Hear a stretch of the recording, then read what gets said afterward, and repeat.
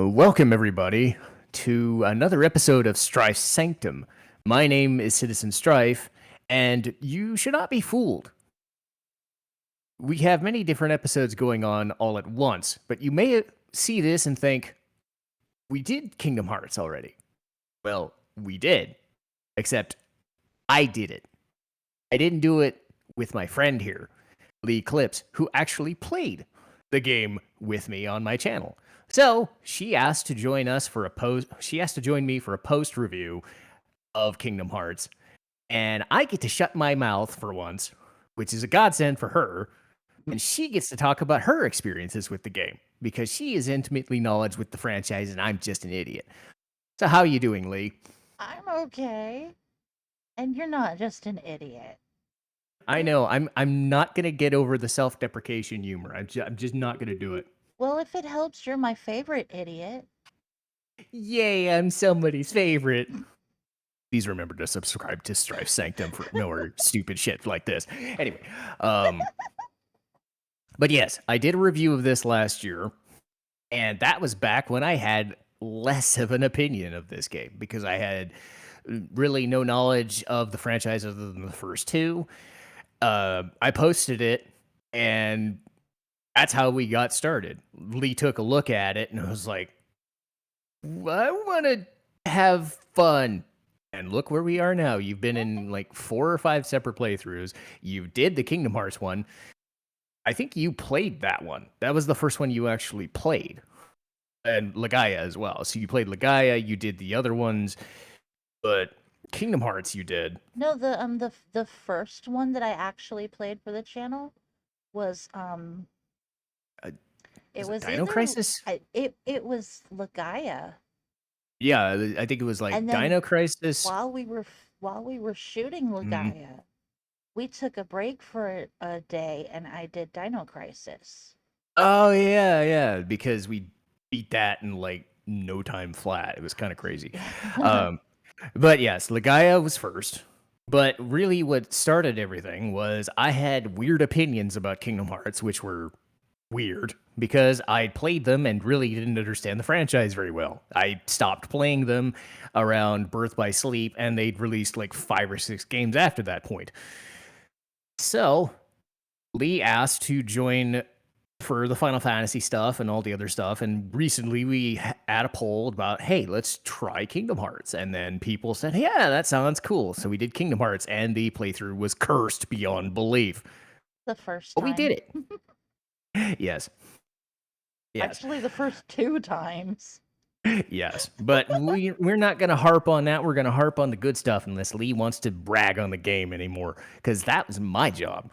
So this is me giving her a platform to talk about her experiences with the game, because you can watch my review of it, my solo review, if you want my opinions on it. But if I have things I want to say, I'll chime in. But again, I will try to keep myself limited in the discussion. So I've got a few questions for Leigh. And the first one, and you might have said this on the videos themselves, but what are your earliest memories of Kingdom Hearts? This is actually Kingdom Hearts was one of the few games that I had heard of in advance from a magazine that I was subscribed to that I was actually interested in playing. Like I followed all of the articles every month. Like I would pour through this magazine for any updated news about the Kingdom Hearts development and things like that. And when they finally had this like really big in-depth article that had pictures from their demo experience and their overall impressions of it, I absorbed it. I couldn't help but absorb it. I was like, I wanted this game looked like it was the perfect Leigh game, if you want to put it that way. I had already, because of my friend from high school, I'd already developed an acquaintance with the Final Fantasy franchise. And from the games of it that I had played, I was really enjoying it. And then I hear about this game in development that has Final Fantasy characters and Disney characters. Those are two of my loves right there. So Yeah, I and had to play this game. I yeah, waited and and waited, and when it finally came out, I got my hands on it. yeah, the thing you mentioned was the Final Fantasy and Disney connection. And specifically, they've stuck with mostly the Final Fantasy 7 through Final Fantasy 10 characters Mm-hmm. and as much Disney stuff as they could. Um, I wasn't into it due to the Final Fantasy connection, but you said you were a Disney fanatic, and it came across in our sessions Mm-hmm. because I had a 90s view of Disney. You said you had way more, and Dude, it became a thing. We started watching the movies. I grew up on Disney movies. Disney released their first movie in the 1930s. Their first full length movie length animated movie was Snow White and the Seven Dwarfs. And that was released back in the 1930s. I want to say 1937, but I could be wrong. And that movie literally gave them the green light to start animating other stories that people were interested in seeing. And just growing up watching those movies, it was, it's entertaining. Those movies, they're highly entertaining. Some of them have valuable lessons that you can learn, and that helps shape your whole childhood. Um, Speaking of the Disney, the Final Fantasy, and the overarching thing, generally they say Kingdom Hearts is Final Fantasy stuff mixed with Disney stuff. Now that's changed here and there as games have gone on. But would you say you were interested because of the Final Fantasy stuff or the Disney stuff first? Honestly, both. Because I've always been a huge fan of Disney movies, but at that point when Kingdom Hearts first went into development, I had already started, really liking the Final Fantasy games too. And at the time that the first Kingdom Hearts went into development, um, there were, I think they were up to Final Fantasy 9 by that point. No, they were all the way up at 10 already because, Yeah, because 9 and 10 were developed kind of around the same time. There was a really, really quick mm-hmm, turnaround there. yeah. But I just hadn't got my hands on 10 yet. Yeah. In fact, I think I think I actually played Kingdom Hearts before I played Final Fantasy X.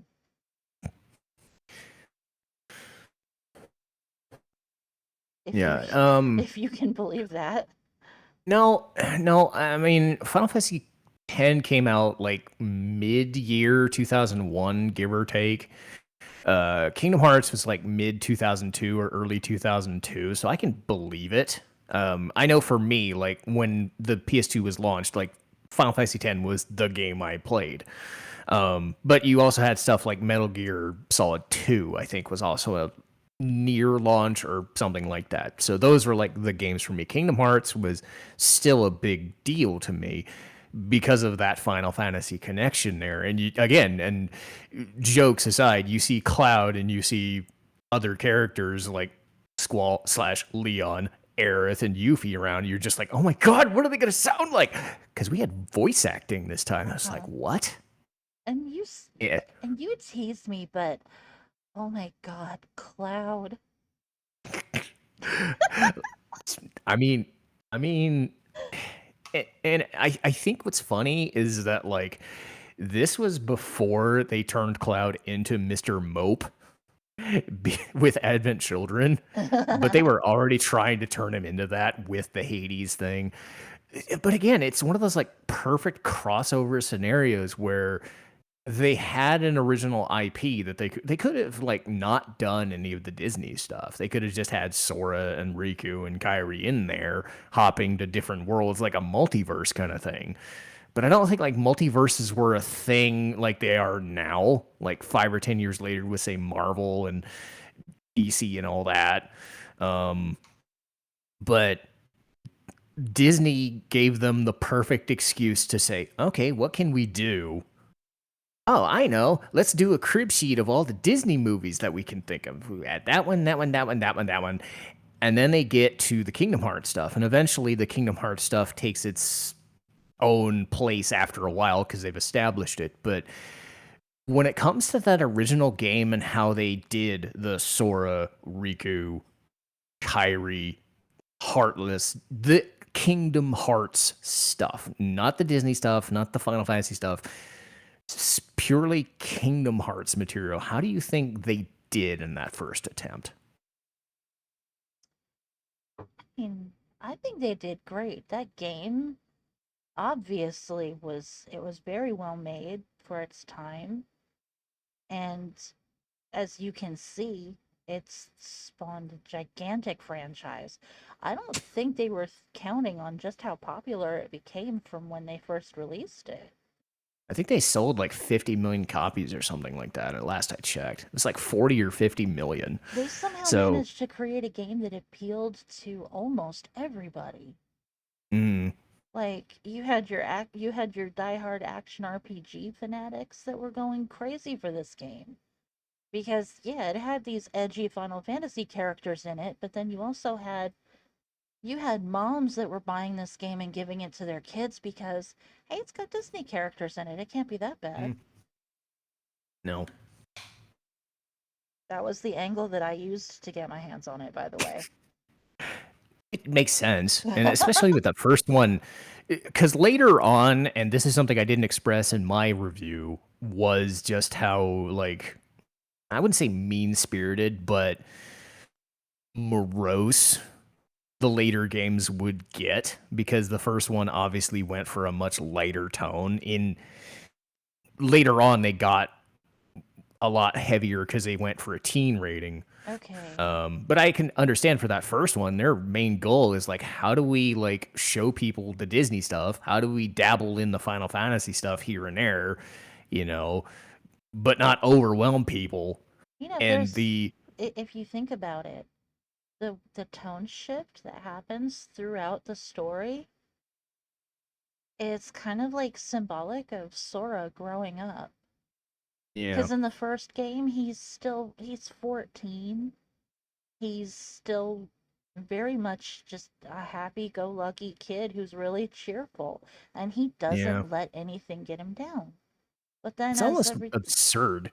but then as the series goes on, he's growing up and things are starting to really start bogging him down. And the more bogged down he gets, the darker his emotions go. So, like, the shift from all this happy cheerfulness to the darker stuff, it's kind of like his emotional journey as he's growing up. Sorry, Yeah. I didn't mean to get all deep on you.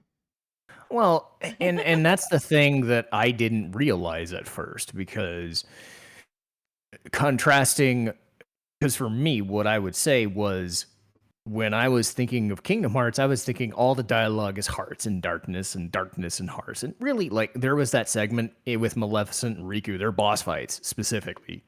You know, they would go on about it, but that's like near end of the game. Like it makes sense that at the end of the game if they're going to do that. But most honestly, like later on, it's actually pretty good story. And like you said, Sora is enough of a good guy that it's almost infectiously annoying. If I can, if, the best way I could put it is he's not annoying as a character. He's just No, infectiously cheerful. It's just you just like you said, really good. you just see him and you want to smile because he's such a goofball. Yeah, yeah, and he's willing to make fun of himself too, and I Yes. think that's part of it. Um, do you think like Donald, Goofy. I'm gonna stick with say those three: the Donald, the Goofy. I mean, Mickey didn't show up much in one, but we'll throw him in there because he's the main guy.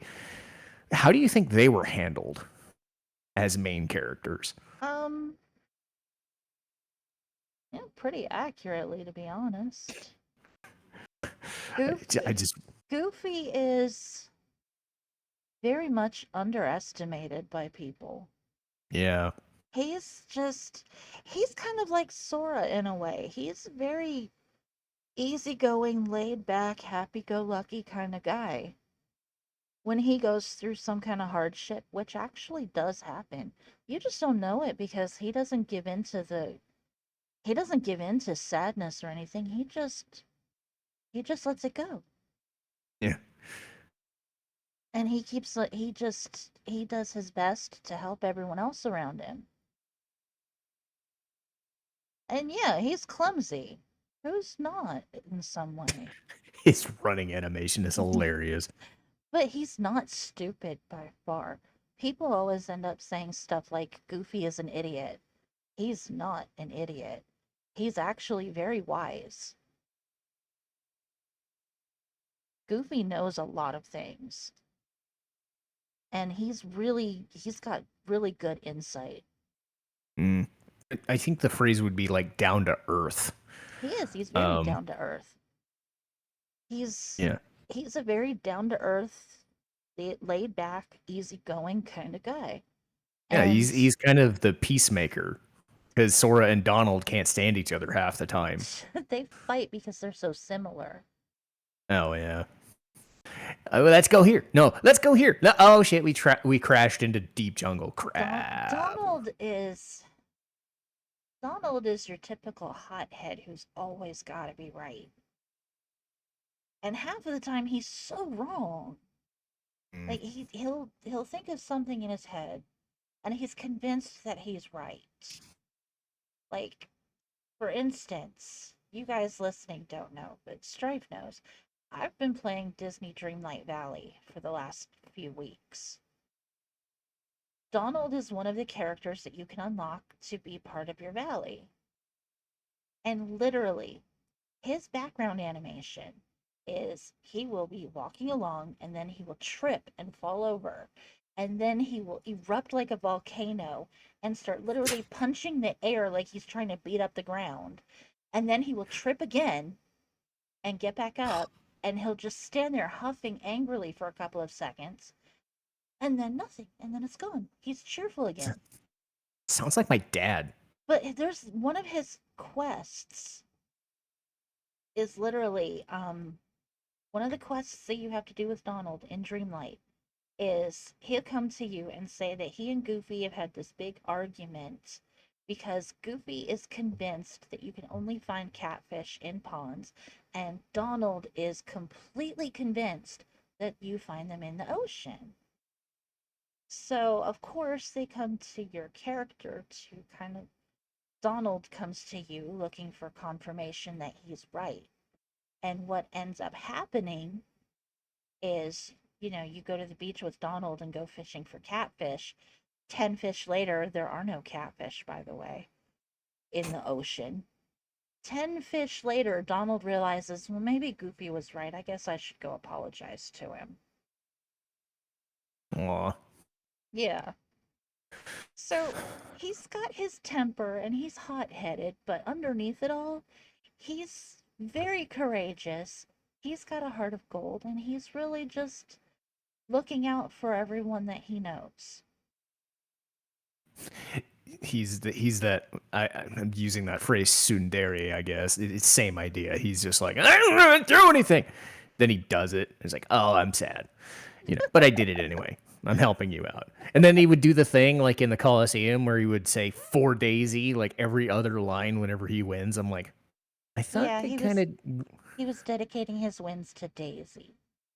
I'm like, and yet 10 minutes ago he was super scared of the fact that she was staring right at him. It's like, Well, he weird. loves Daisy.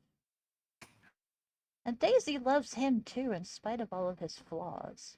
I think that's one of the reasons why he loves her so much. Because he's managed to find someone who's willing to put up with all of his bullshit and still loves him at the end of the day. And then we get to King Mickey, who oddly enough, or amazingly enough, shows up in his normal garb at the beginning. But then they flesh out King Mickey like in. I don't want to jump around too much because we're focusing on the first game, but Kingdom Literally, Hearts 2, like King Mickey is like the perfect like Jedi master type. It's okay, crazy. you don't even see Mickey until the last like 10 seconds of the game. I know. That's it. You don't see Mickey at all until the Yeah. final cutscene of the game. Yeah. And so again, they're I bet they were sitting there just like, okay, we got to put Mickey in there somewhere, but this has got to be a Mario situation. Just don't make him look bad. And it's just like, and then later on, he's like an extra main character of the game. Like you kind of wish you could play as him more, just because he's actually really freaking good at his Do job. you know But it's like, one of the best parts about Kingdom Hearts 2 is that there's this random chance that when you like when you're in a boss fight or something and you game over, and if you choose to continue and try again, there's actually a chance that Mickey can come and replace Donald and Goofy for a little bit and help you with your boss I think fight. I've heard of that. I've had it happen. It's fucking amazing. So yeah, leave it to Disney to know exactly what to do with their main mascot. Just be like, he's God. Let him be God. Let Sora just park his ass in the wagon back. And it's not like Sora's bad at combat either. And we might as well get to the combat right away. It does have some flaws. Well, in the beginning, Um, Sora's not much of a fighter in the beginning because all he's got for sparring partners are Waka, Tidus, and Riku. yeah. And Selfie on occasion when he wants to be a meanie. Well, how could anyone want to really beat up Selfie? I mean, really. I don't know. That I was a did it for the mean. purpose of showing the that you can fight her in the game, but it Yeah. it killed me. I didn't want to beat up that little cutie. Oh well, but it the weird thing about Kingdom Hearts 1 is it's functional, but you can tell that there's definitely just might as well go into the like combat and exploration aspect of it. One of the things that I noticed was until you got stuff like glide and double jump, and even if you did get double jump, like we're as of recording uploading the 100 Acre Wood, the amount of times I'm seeing Sora jump up and over the same freaking pillar that Leigh has to jump on to do the thing, it's like he just won't jump on the fucking. There's weird gooiness with this gameplay, and it's like I want to respect it because it's trying something new, but you can tell that like whether it's due to backtracking or due to like Okay, it's platforming, this game it's leaves a like lot to be. every game out there. There are frustrating moments, but Mhm. the moments that do slightly frustrate me, that's all it is. It's just a momentary frustration. I move Yeah. on very quickly from it, as you know. Yeah. Um, unless it's fighting barrels. Yeah. Um, I'm trying to remember. There was the barrels, and then I think it was the fact that the Tigger thing took like 45 minutes. Oh my god, Um, and the way I outsmarted the barrels finally. yeah, because when we did the first recordings, it took like 10 minutes to do the barrels thing. In the second one, I think you did it in the first shot. So Technically, it was the everybody, second shot. yeah, and it's just sitting there going, well, okay, practice makes perfect, I suppose. But it was But because again, it's like it's and I think it's more to do with the difference between the original version and the final mix version. I was gonna ask about that. Um, because I remember when I was playing through the original version, I could literally pick up, the barrels that were sticking me were the last two, right? Yeah. I could literally pick up the one and throw it and use it to break the other. Eh. So that's what was sticking me is I was still trying to use that strategy from the original version while playing it through in Final Mix. And for Mhm. some reason, Sora just wouldn't throw the barrel that far. Well, Yeah, and I think they nerfed it. mm, So and then there finally, were we're times that there were times when Sora would actually try to lift something and he would just it's and like he's he'd trying to either lift just bit. well, that always used to happen. He'd pick something Yeah. up and it would just immediately fall right back down, most likely because you're picking it up against the side of a building or something, and he doesn't have enough Oh, room for his lifting animation. that's fair. Or I mean, there's given it or Goofy is in the way and you end up throwing it and hitting Goofy in the face with it when you're not trying to do that. yes, which eventually you started making it as an in joke and a thing you wanted to do rather than something that became an accident. Like the It's first like, time I did it, it was this huge accident, and I'm like, oh, I didn't mean to do that, poor Goofy. And then it kept happening, and I'm just like, I finally just got to the point where I'm just like, you know what, Goofy gets what he's getting what he deserves. I'm just glad that there's no friendly fire damage because this game would probably have suffered for that. Um, but again, I do think a lot of like platforming and stuff, and a lot of it was backtracking different areas. I did want to mention a little later about that, but sticking with the Kingdom Hearts Final Mix version, and this is I think it was 1.5/2.5. Basically, the re-releases that occurred on the PS4 before Kingdom Hearts 3 came out. All new additions to story, different weird characters and bonus things that would show up, recolored. I remember when you fought the boss. I think it was the first boss in Traverse Town, and you were Mm-hmm. like, "What is this? I don't." He had a different color scheme to him, Yeah, he and like was all every red, white, time and blue. yeah. So it's like every time there's like a hidden cutscene, which was a precursor to some other game, to tie things in, it caught you for a loop. The one I remember specifically, well, two I remember was the dude in Atlantica. You're trying to beat up the mushrooms for the tech points, and all of a sudden this giant freaking mushroom shows up, and you just stop for a second and go, "What the fuck am I doing?" I know, I had never seen that thing before, and I'm just like, what the fuck is that? So, for reference, it's the pink agaricus, but yeah, not that Just I would know. and I I had no I idea how to beat it. yeah. It turns out I don't think you had the skill to do it. It was I like some sort didn't. of You were stuff. supposed to cast you were supposed to basically just keep casting stop on it and wailing on it while it was stopped. Yeah. The other one that I think most had to do with the fact that we were getting done with the recording and we were just kind of fed up was we were doing the end of our backtracking stuff and we are looking for the Ansem reports. And I told you how to find them. And there's a hidden boss that either you have to beat the game for or do something to do it, like a new game plus kind of thing. And I told you who it was. And as soon as I said the word Zemnis, you were just like, fuck this, I'm done. Uh-huh. She thought you were just, I like, I don't, other than a couple of instances where you were just like, no, I hate this side quest, I'm done. You heard the word Zemnis, and I was just like, "Mm, no, I'm not doing that." No, because that was a clear change. Yeah. Xemnas was nowhere near in the original Kingdom Hearts. Yeah. Nowhere. Yeah. And having looked it up, technically it's not, well, it is him, but he doesn't unveil his hood. But all signs point to it being him anyway. So he's under the term unknown, but it's literally a Zemnis fight, I think.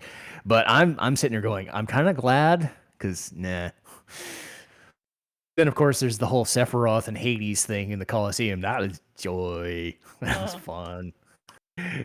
Yeah, Leigh showed off the Sephiroth fight, and I go at lasted your own longer pace. than I thought I would.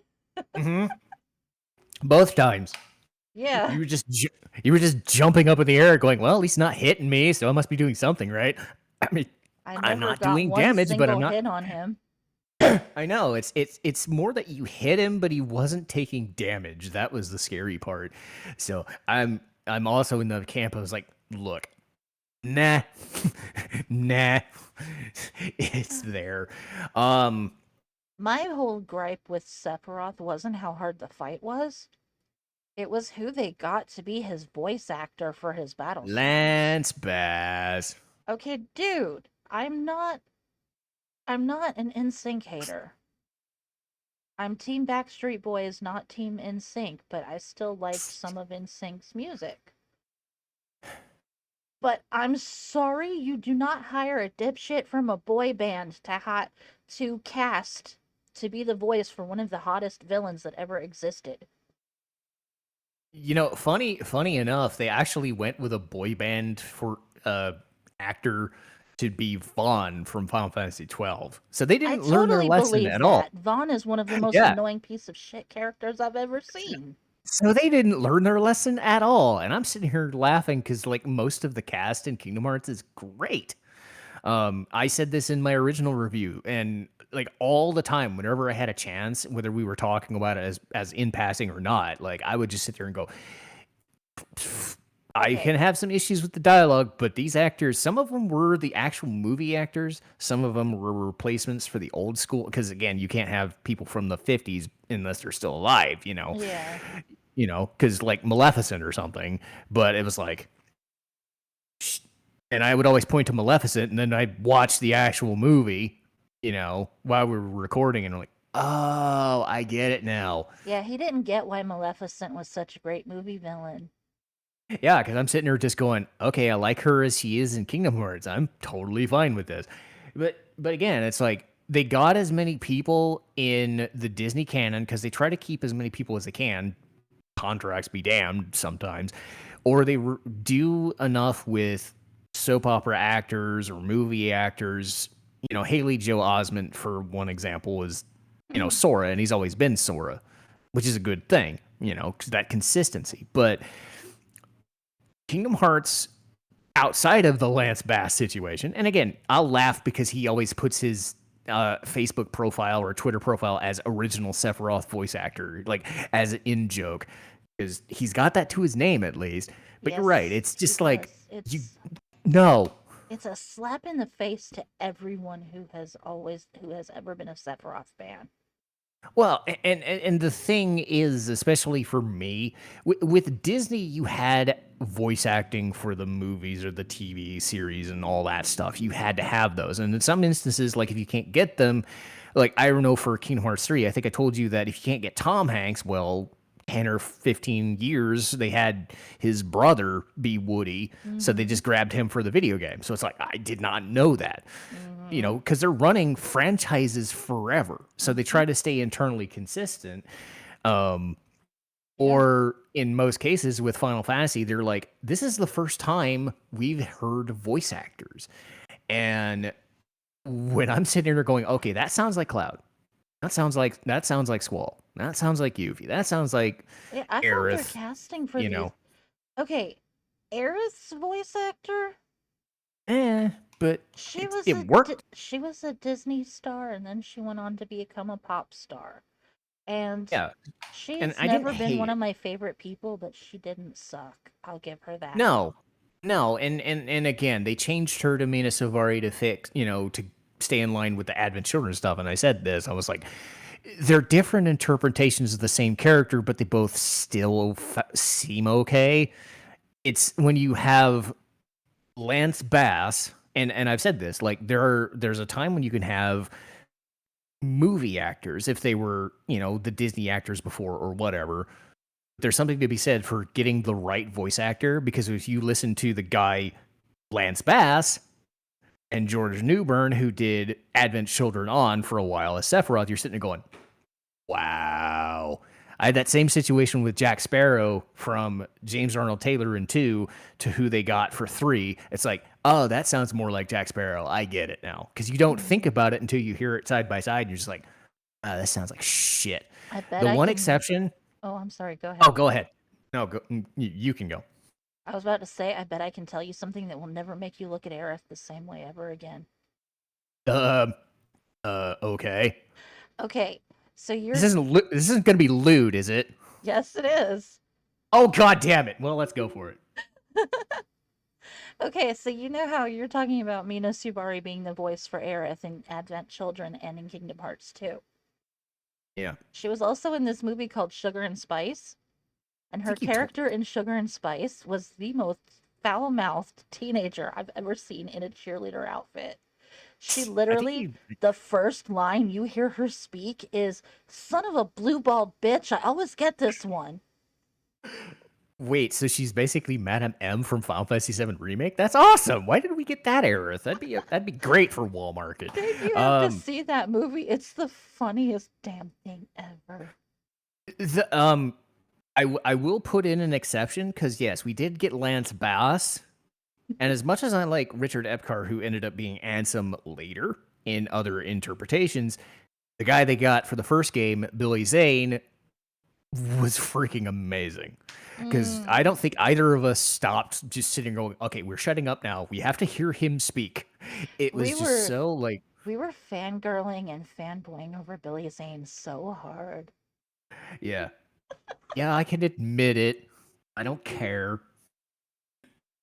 It does not I matter. His voice is like liquid velvet. yeah, and that's the thing with Ansem was he only shows up in the beginning. You don't know who he is, and then at the end he shows up, in the Riku and Maleficent thing in Hollow Bastion, but then he's because again, every time he's there, like he just has this like way of being sinister, but also being kind of devoid of emotion until he needs to be. So you'd never quite sure, but it never comes off as hokey either, because that's the beauty of that turn as him was Yeah. it didn't come off as theatrical either, because that's what say the voice actor would do. Um, but Zane was just deadpan, and it was kind of creepy, but it was also like, ooh, this guy is attention grabbing as this guy. Mm-hmm. Until you have to fight him like 5 or 10 different forms, which admittedly you were strong enough to do in first go, thank God. But that fight took a while. But that was more to do with the setup of the combat than anything else.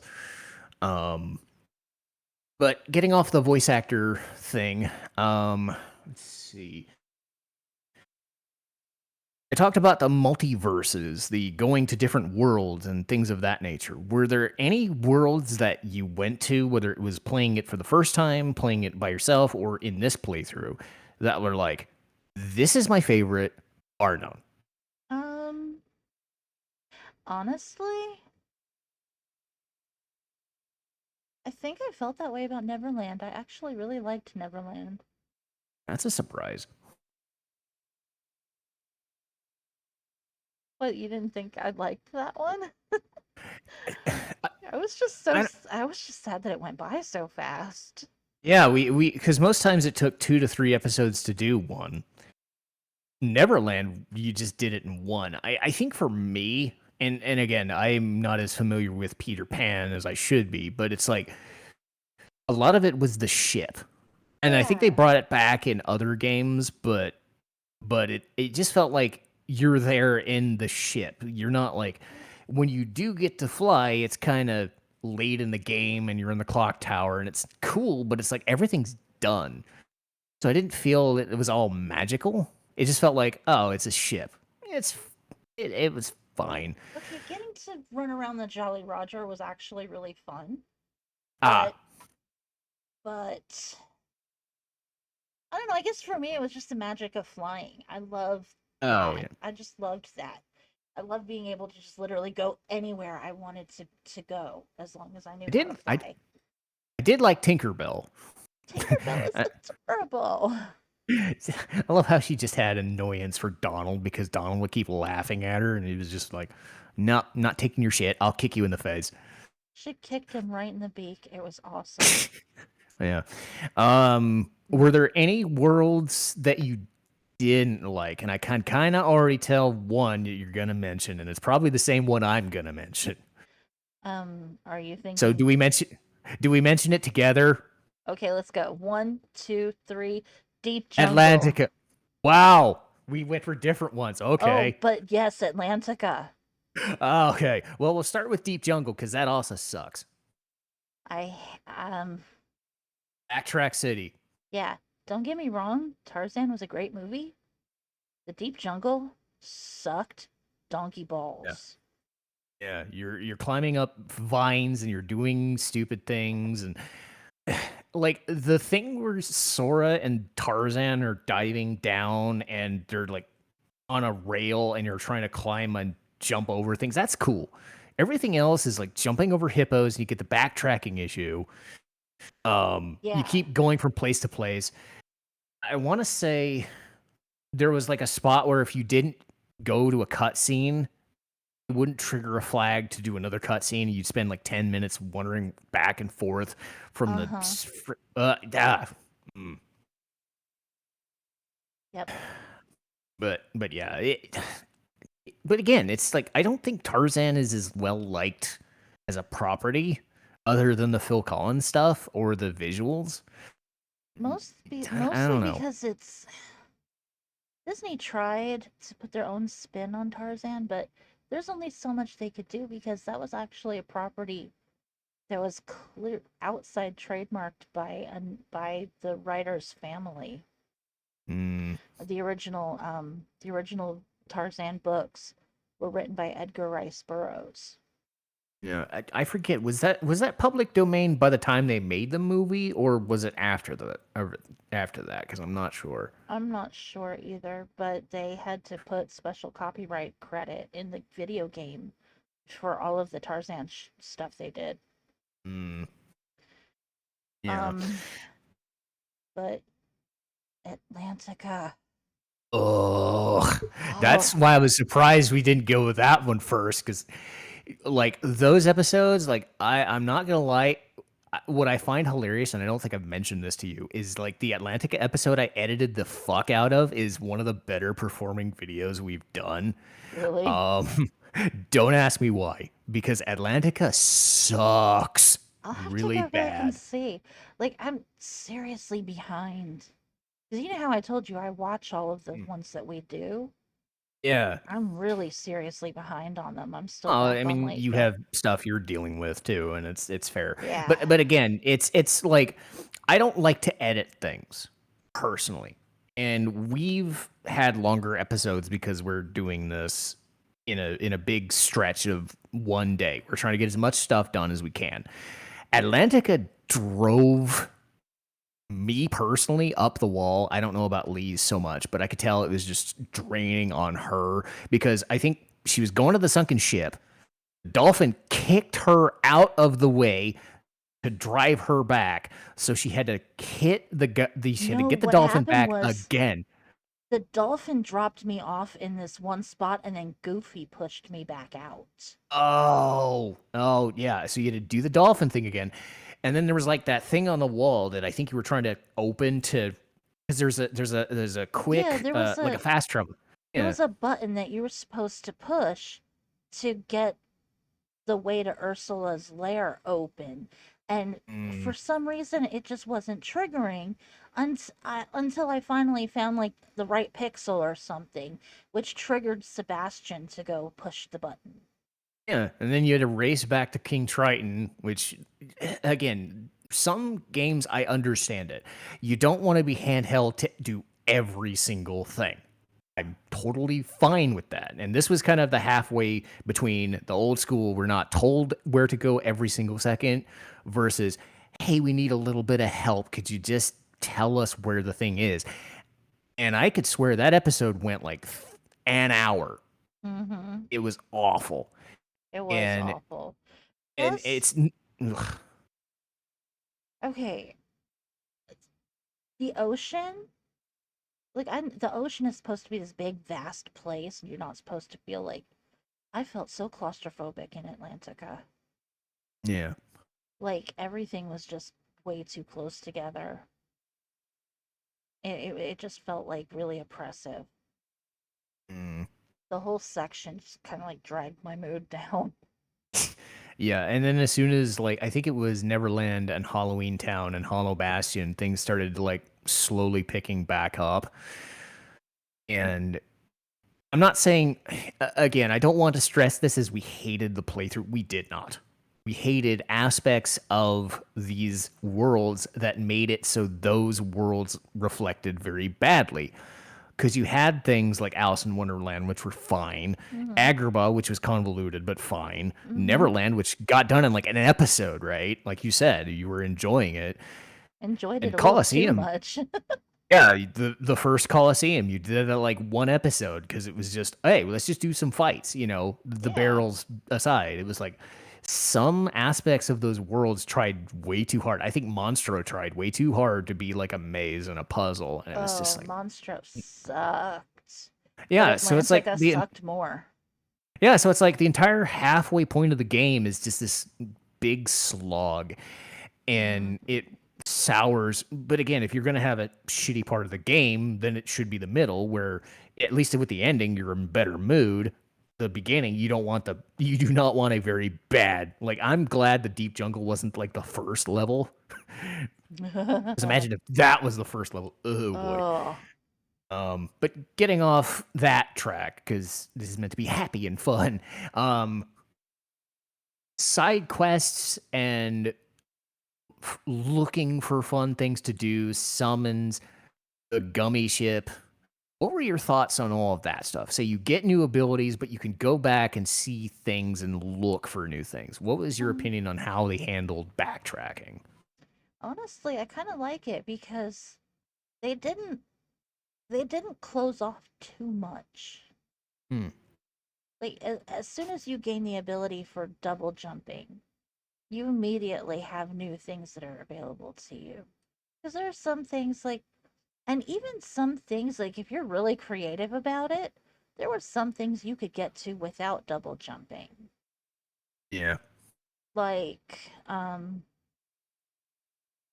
you know that in Second District in Traverse Town, the Mm, the awning that had the chest on top of it, that if you're trying to jump to that normally, you're not going to get it. You would need high jump. You saw what I did. I jumped up on one of the lamp posts on the edge of yeah. the walkway there, and I jumped from that to the balcony or to the awning. So, Yeah. you know, I like if am. you get creative about it, sometimes you could get around needing high jump for things, Yeah. which kind of like lets you explore more and have more fun with it. Yeah, it seems like a game that people who've speed runned it, who do speed runs. That's the best way to describe it. People who know those little hacks and things would be able to just break the game wide open because the physics are kind of wonky sometimes. Speaking of wonky stuff that I personally didn't like, but I think you did, was Gummy Ship, and specifically Gummy Ship creation. Because I'm watching you do it and I'm thinking, why the hell didn't I understand how to do this stuff? Because you made it look really easy. Did I I? never understood it, but talk about gummy ship creation. Once you get the hang of it, it actually is really easy. It's kind of zen in a way. It's a way for you to just be creative and do stuff. Think of it like creating pixel art in 3 dimensions. Mm. Because I f- you're given a cube, a big workshop cube to work with, and that's your floor area. You just use one button to toggle up a level or toggle down a level. So whatever you're building, you just like I could build a goddamn pyramid with lasers on it. That would be awesome. that sounds amazing now that you mention it. I could build a freaking pyramid with a cockpit on top and just add lasers and shit to it, and it would be freaking cool. And I can make it whatever Um, color I want because I have this. yeah. I have the first off, I have the spray can, so I can put color on the blocks, and then I got the palette, which lets you have more colors. Yeah, I think the fun thing for me was seeing all the little like blocks look like explosions because the higher leveled ones you just replace with explosion looking ones, these like orange and yellow or pink and Yeah, blue.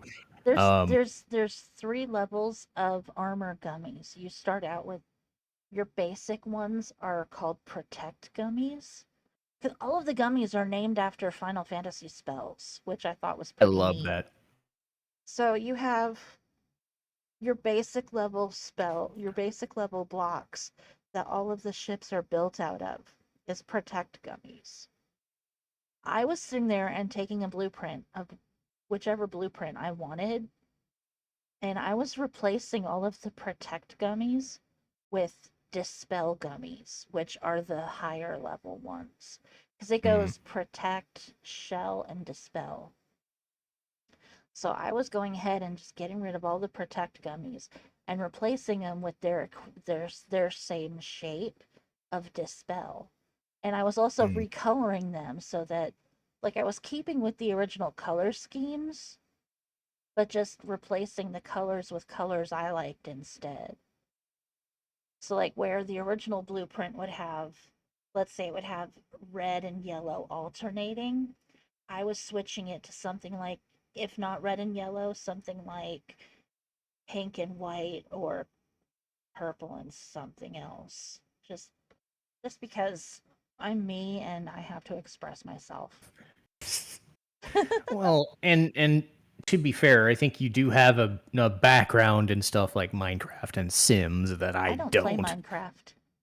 Oh, Minecraft, Stardew. Sorry. Yeah. Um, so stuff like building things and creating things and stuff like that is more something you would find interesting. For me, I was just like, give me back to Zora stabbing dudes, you know. Speaking of stabbing, what are your thoughts on the Colosseum?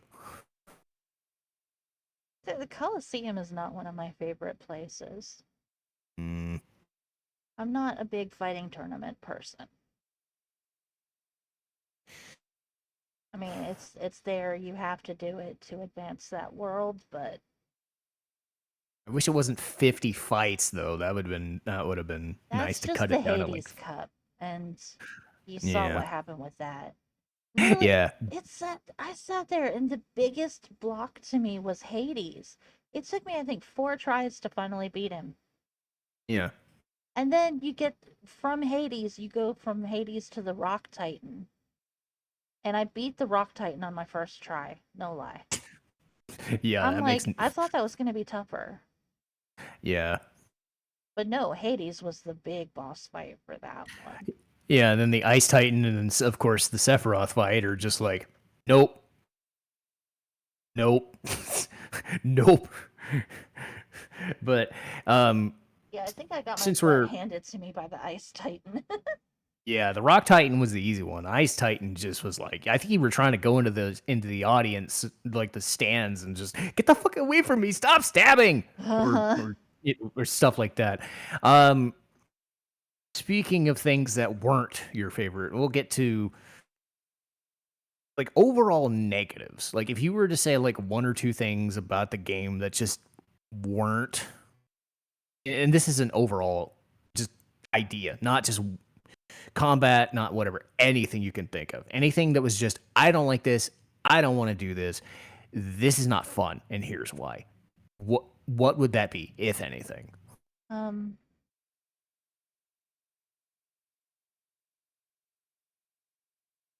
uh, I wish you had prepared me for this question. Because So yes. honestly, I'm kind of lazy. You see all this stuff I do, like in The Sims and Stardew Valley, and you're like, and you don't get the impression that I'm lazy, but I'm kind of lazy.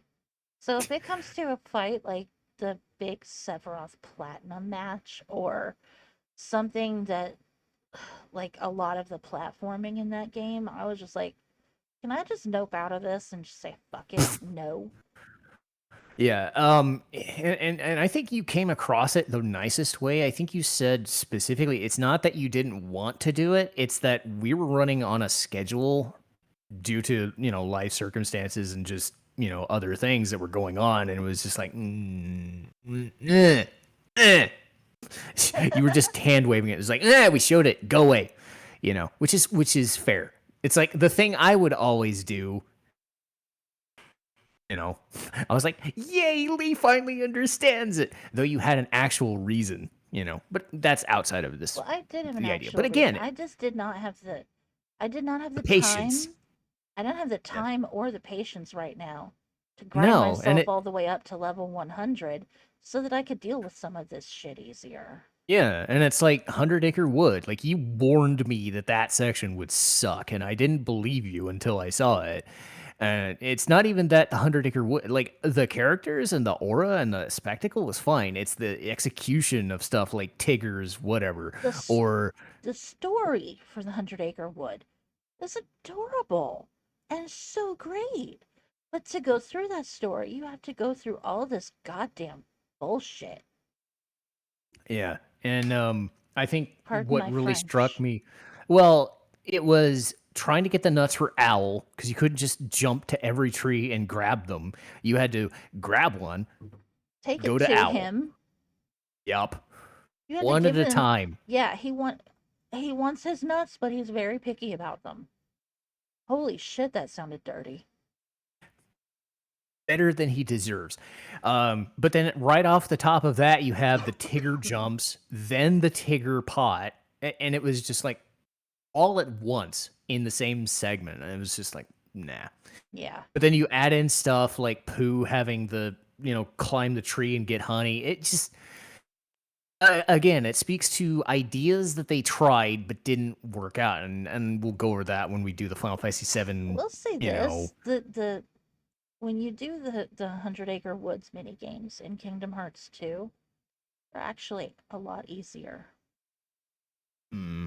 Not, some of them don't suck quite as bad. That sounds like a promising sign. Um, There are a anything few really cute ones, like the honey slider. It's really cute. as far as anything that jumped out of you as an immediate positive about Kingdom Hearts, Uh huh. if you had something to say right off the bat, anything you could think of that would be the positives that you just love unconditionally, just love it. The opening Anything come movie. to mind? Opening movie. The opening movie. That song. Oh my god. I think you didn't you say the techno version was your favorite? Yes. Okay, because I remember the original version. I did not remember there was a techno version. You're Okay, right.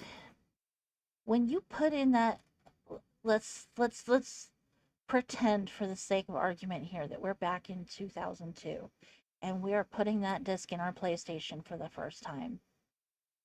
When that opening movie starts and you hear that techno go off, and then then everything just like goes off into crazy town. Oh my god, it is literally the most thrilling minute and a half you're gonna sit through. So it's kind of like Otherworld from Final Fantasy X for me.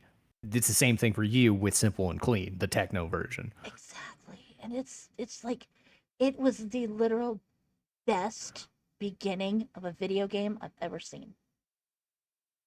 Nothing has ever topped that. I definitely like the fact that the stained glass motif, not even the opening video, but the stained glass motif of the tutorial was like something I'd never seen before. I was just like, oh, this is so cool. And you reminded me that was And then like, you totally even missed what the symbolism of those yeah, stained glass levels was. yeah, Every single stained glass floor that he was walking on represented a Disney princess whose world had already been taken by the darkness. yeah. Um, anything else that you can think of that would be like just an immediate, absolute positive? Um, well, it's hokey, but the game has a really great message. Friendship. Yay! The one game where the power of friendship absolutely makes sense. It does. Everything that these kids do is because they're really good friends. They've been separated and they want to find their way back to each other. Everything that these kids do is motivated by this wish to find each other again and be able to hang out and have fun like they always did. Mhm. And then they get caught up in this thing that's much bigger than any of them. and they start trying to just help where they can and help each other.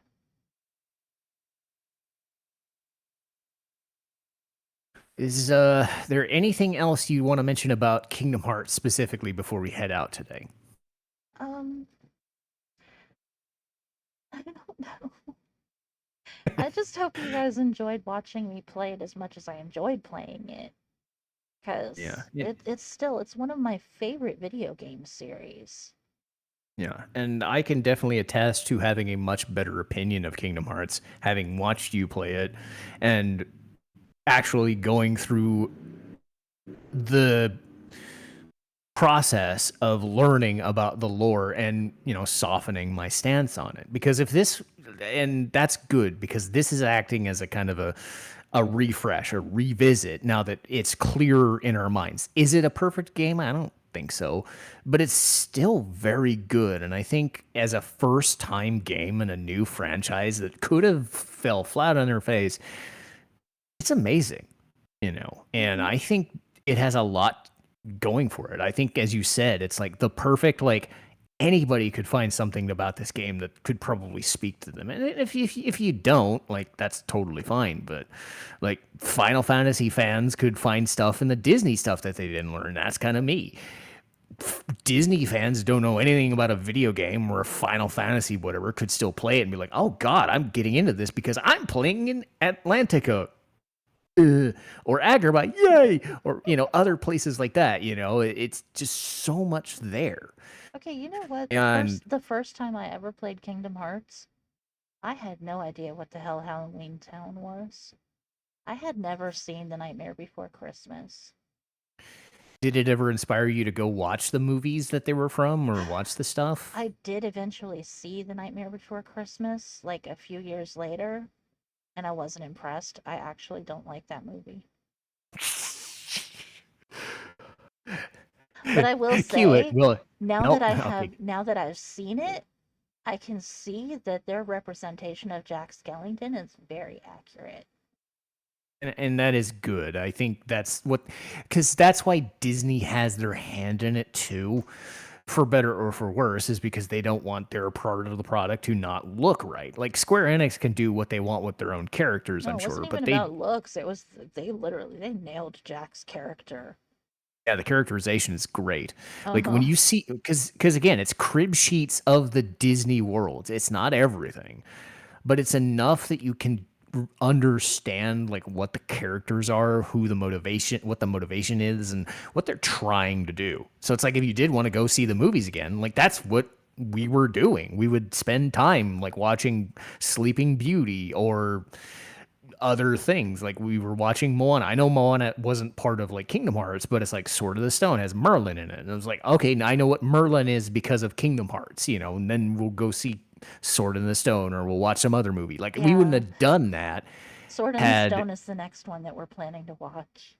yeah, and again, I'm a Final Fantasy nerd to begin with. I don't have as And much to go on with Disney other than say Aladdin, and Lion King. But it's like I want to see these movies because I was influenced because Kingdom Hearts showed me that we saw Beauty and the Beast. I was like, okay, I never really saw that in full.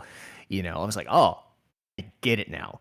mm, Gaston sucks, and yes. I'm glad he's gone.